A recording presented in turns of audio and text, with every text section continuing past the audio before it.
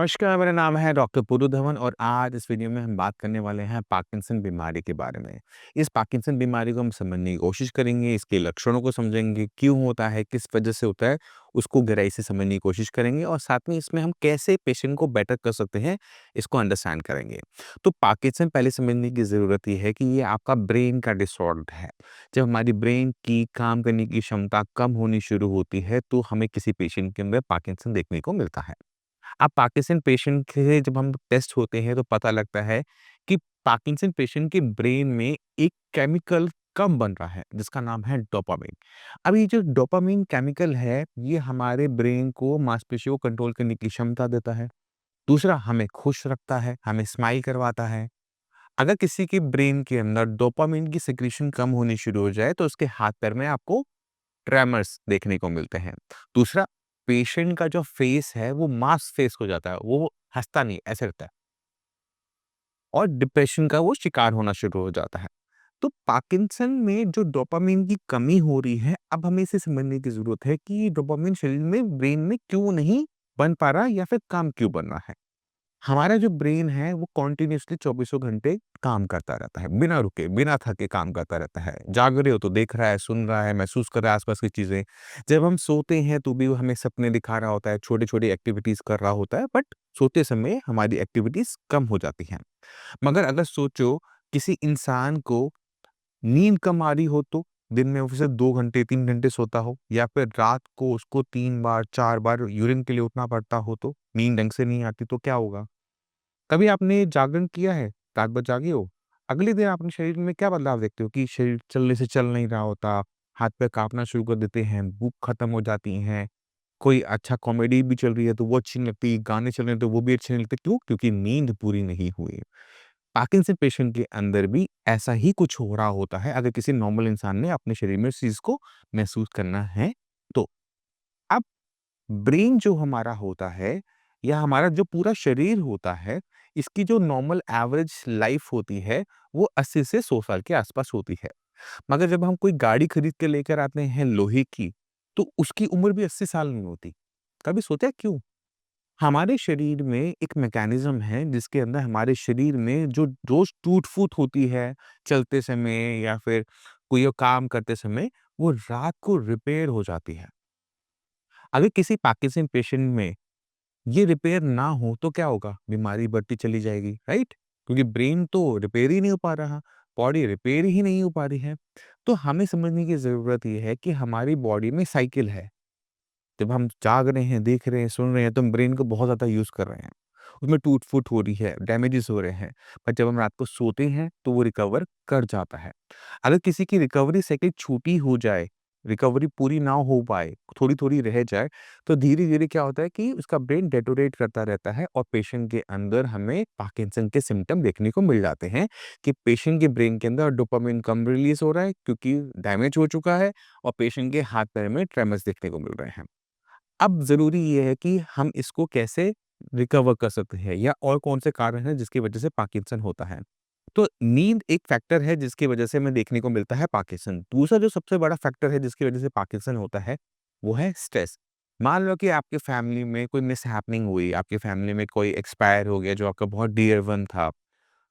अब आप कंटिन्यूअसली उसके बारे में सोचते रहते हो कि वो ऐसा क्यों हुआ? क्यों हुआ? किस वजह से हुआ? मेरे साथ ही क्यों हुआ? मेरे साथ नहीं होना चाहिए था, मैं तो भगवान की भक्ति करता था, ढमकाना। कंटिन्यूअसली ब्रेन काम करता रहता है और उससे क्या होता है कि इतना सोचने की वजह से बॉडी में जो स्ट्रेस हार्मोन्स हैं, वो बहुत तेज़ी से बढ़ने शुरू हो जाते हैं और जब हमारी बॉडी में स्ट्रेस हार्मोन बहुत ज़्यादा बढ़ जाते हैं, तो हमारी बॉडी में जो रिपेयर होता है, वो हैम्पर होना शुरू हो जाता है, वो ढंग से नहीं होता। ठीक है? ये 2 बड़े रीज़न आपको पता लगे। तीसरा जो सबसे बड़ा कारण हमें पार्किंसन का देखने को मिलता है, वो है हेरिडिटरी। अगर आपके पेरेंट्स में आपका उनका ब्रेन टाइम से पहले डेटेरियोरेट किया था, उसकी एजिंग जल्दी हो गई थी, तो हम देखने को मिलते हैं कि जो पार्किंसन पेशेंट के बच्चे होते हैं, उनके अंदर भी पार्किंसन के सिम्पटम जल्दी देखने को मिल जाते हैं कि उनका ब्रेन बाय बर्थ थोड़ा डेलिकेट रहा है, वो जल्दी डेटेरियोरेट कर जाता है। तो ये 3 बड़े-बड़े कारण होते हैं, जो भी हमें देखने को मिलता है पार्किंसन पेशेंट में। और सब में सिम्पटम कॉमन होते हैं कि चलने-फिरने में दिक्कत आनी शुरू हो जाती है।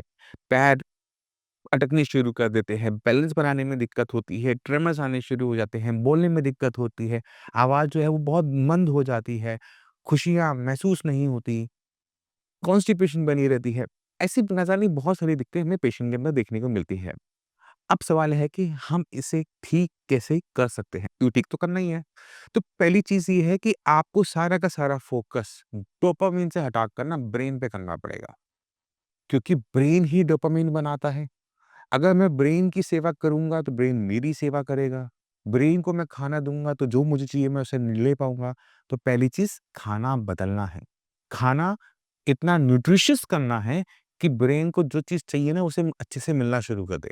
तो अक्सर लोग गलती क्या करते हैं, पार्किंसन हो रहा है, मिलेट्स खाना शुरू कर देते हैं, उबली हुई सब्जियाँ खानी शुरू कर देते हैं, रोटी छोड़ देते हैं।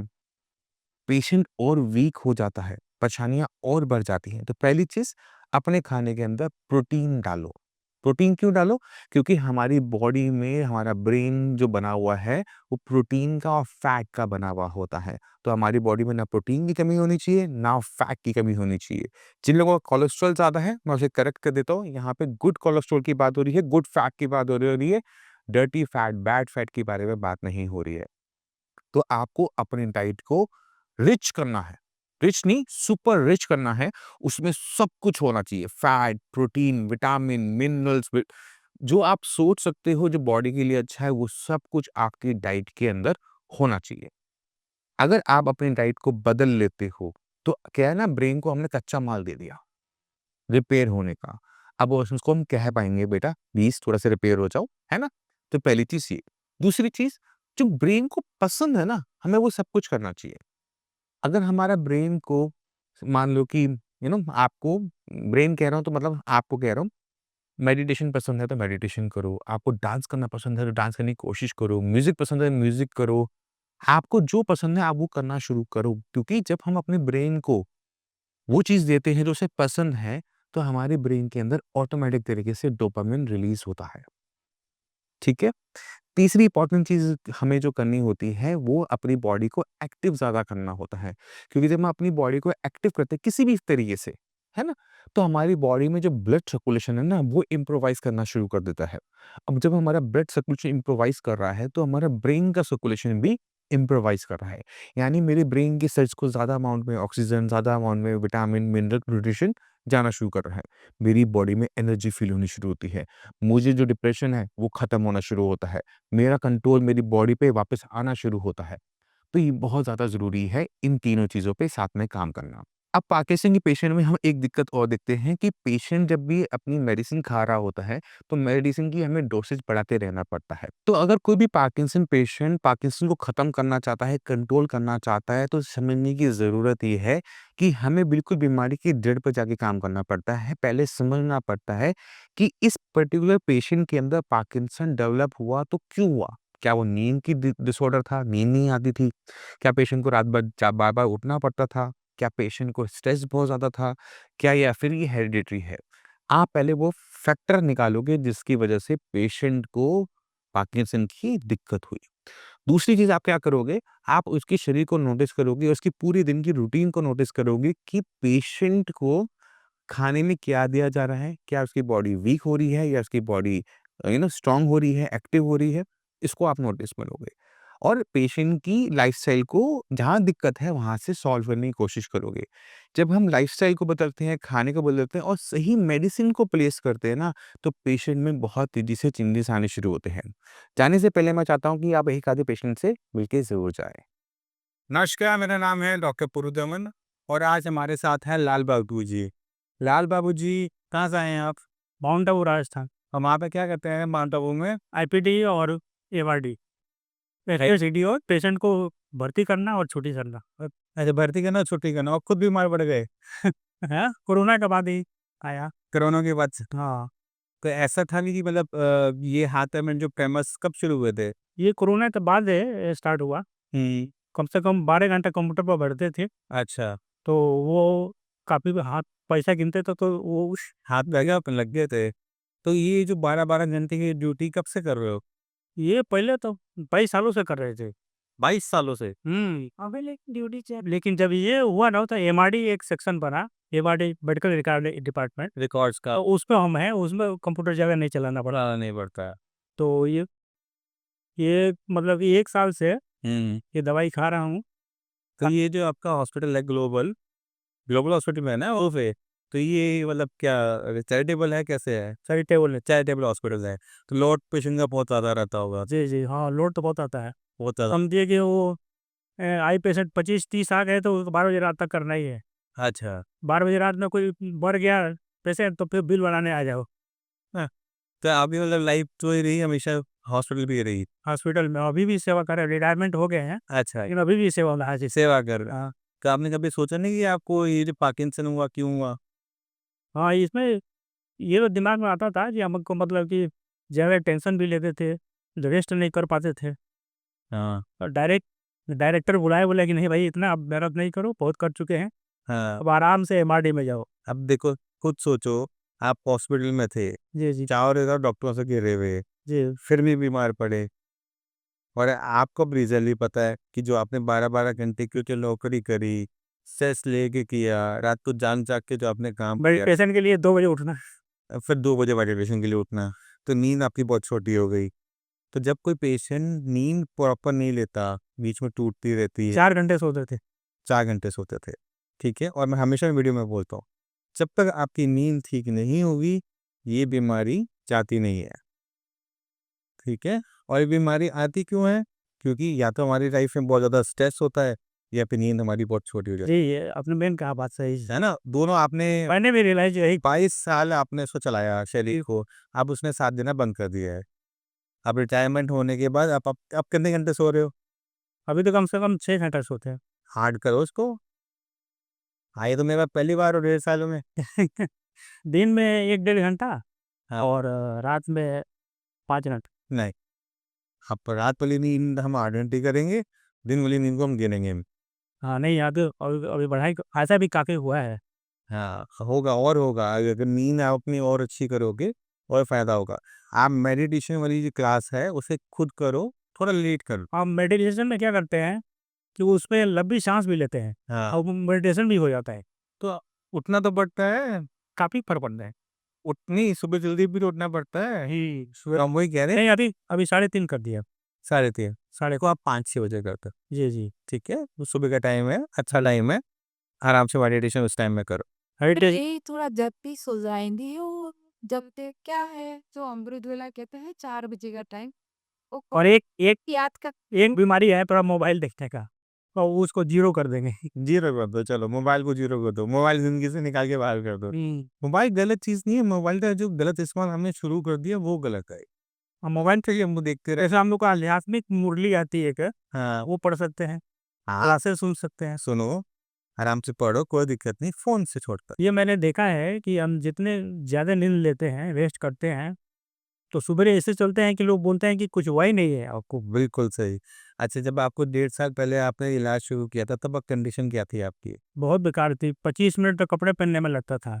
अच्छा, 1 हफ्ते में पहले मेरा जूता फट जाता था घिस-घिस के, पैर उठा नहीं पाते थे। बिल्कुल नहीं उठता था। अच्छा, तो उसमें नहाने में, सब कुछ में दिक्कत होता था, बोलने में बोलने में भी आवाज़ तब शांत थी? और ये लिखने में भी दिक्कत होता था, लेकिन अच्छी तरह से लिख लेते हैं अब। अच्छा, आप लिखना शुरू कर दिया, लिखना भी शुरू कर बोलने में भी दिक्कत खत्म। वही अब तो जूता नहीं घिसता आपका? नहीं, नहीं अभी तो सबसे ये बहन जी हैं, वो पहाड़ी एरिया है, हाँ, तो ऊपर ऐसे चढ़ना पड़ता है, ऐसे नीचे उतरता है। माउंट आबू पहाड़ी। पढ़ाई में चढ़ाई में हाथ पकड़ लेते थे ये मेरी। अच्छा, अब चल लेगा अपने आप ही? नदी झील अब पूरा 1 राउंड मारता हूँ, अच्छा, करीबन कितने 4 किलोमीटर होगा, थी 3-4 किलोमीटर। चल ले, किसी की सहारा नहीं है अभी बस। ठीक है। सुबह-शाम तो ऐसे चलते हैं कि पता ही नहीं चलता कि कुछ हुआ है, क्योंकि सारे हॉस्पिटल के लोग सुनते तो कि क्या हो गया, क्या हो गया? पूरी पूरी ज़िंदगी तो सेवा करी आपने हॉस्पिटल में, और खुद बीमार पड़ गए। अब रिटायरमेंट के बाद भी कर रहा हूँ अभी। अब मैं वही कह रहा हूँ, थोड़ा-सा कम कर दो, ठीक है, आराम ज़्यादा करो। लेकिन ये दवाई से आयुर्वेदिक जो दवाई आते हैं काफ़ी फ़ायदा हुआ। हुँ। इसका मतलब कि बहुत फ़ायदा हुआ है फर्स्ट क्लास का। चलो, अब जो मैं आपको कह रहा हूँ उस बात को मानो, जी, ठीक है? आप काम चाहे करो, बट अपनी नींद जो है अपनी 8 घंटे की ले लो, जी, जी। ठीक है? खाने के अंदर अपने दालें, मशरूम की मात्रा बढ़ा देना, जी। इससे आपके शरीर को ताकत अच्छी मिले। बादाम और अखरोट और सेव ये चीज़ मैं पक्का लेता। ठीक है। और हम पहले तो सात्विक खाना खाते थे हम लोग, और सात्विक खाइए हम लोग। हाँ, साथ में ये सब लोगों में यस। वो भी नहीं चलता, लहसुन प्याज ही नहीं चलता है जी। 32-35 सालों से। तो हम 5 महीना तो हमने बिना नमक तेल का वो खाए खाना। सुबह शाम, सुबह सब्जी कच्ची, शाम को फ्रूट और दोपहर को रोटी और सब्जी। ठीक है, नमक खाना थोड़ा बहुत। हाँ, नहीं अभी तो शुरू किया। हाँ, नमक खाते रहना है। खाने 80 किलो था, अभी 65 किलो हो गए। वज़न कम कर यार। हाँ, वजन कम हो गया काफ़ी। तो बाकी जो मरीज़ हैं पार्किंसन के, उनको क्या कहना चाहोगे? उनको हम शुभ भावना देते हैं कि भाई ये जितने वर्ल्ड में 1 करोड़ की कितना बीमार लोग हैं, हाँ, वर्ल्ड में 1 करोड़ लोग हैं ना लगभग, हाँ, ज़्यादा ही है ऐसे अब तो। तो उनको सकाश देता है कि वो भी ठीक हो जाए, जैसे हम ठीक हो क्यों वो भी ठीक हो जाए। ऐसा सकाश एक होता है हाँ, कि माइंड कंसंट्रेट हो गया, एकदम सूक्ष्म हो गया, और कोई संकल्प नहीं, वो सब पावरफुल शक्ति देते हैं कि भी वो भी ठीक हो जाए, वो भी ठीक हो जाए, वो भी ठीक हो जाए। और तो वाइब्रेशन हम ऊपर वाले से प्रार्थना करते हैं कि आप जैसे जितने भी मरीज़ हैं पार्किंसन वाले, वो भी जल्दी-जल्दी ठीक होता है। ठीक है, हम भी आपके साथ एक बार से मेडिटेशन करेंगे। आपका क्लासेज मैंने उसमें यूट्यूब में आता है ना, सुने हैं। तो करनी पड़ती है, मेहनत करनी तो पड़ती वही मैं भी सोचा कि देख लेता हूँ ऑनलाइन से, फिर वो मुलाकात हुई, दवाई वैसे हट है। अच्छा, जाता है।